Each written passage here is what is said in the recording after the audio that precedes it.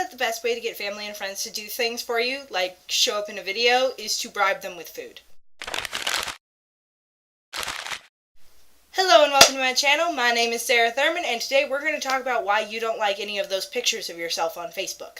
So has anyone ever taken a picture of you and you're just like, oh, that looks so ugly. Why does my face look so screwed up?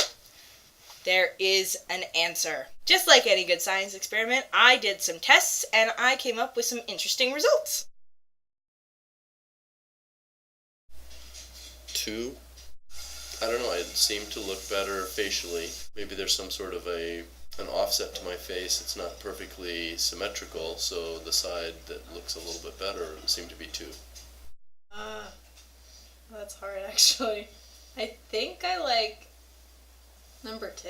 Usually my hair is parted that way from the way I look at it, and it just looks more like me. Alright. What this information has told us is that people prefer the mirror image versus their true image. This is because of something called mirror exposure. Mirror exposure is the understanding that you will develop a preference for something simply because you are exposed to it more often. So instead of liking a picture of yourself, you're more inclined to like the mirror image of yourself simply because every morning when you get up, you look at yourself in a mirror. It's ingrained in your brain to like your mirror image better than your true image. But this is weird because this isn't how people actually see you. So basically, my understanding of how you see me is different than how I see me. It's crazy, right? Now, Greg didn't pick his mirror image, he picked his true image, and I think that there's a totally reasonable explanation for this. I think number 1, I think I picked my true image because I always part my hair a particular way. And it looks wrong if it's parted the other way.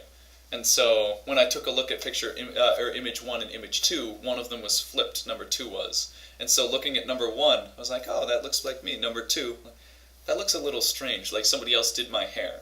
And so I didn't like that as much. Maybe it's because I've grown up with a photographer in my family, so I've seen tons and tons of photos of myself.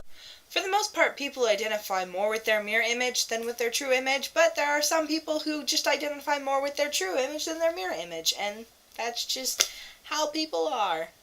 And as Greg said, he's more used to seeing his true image just because he sees pictures of himself all the time.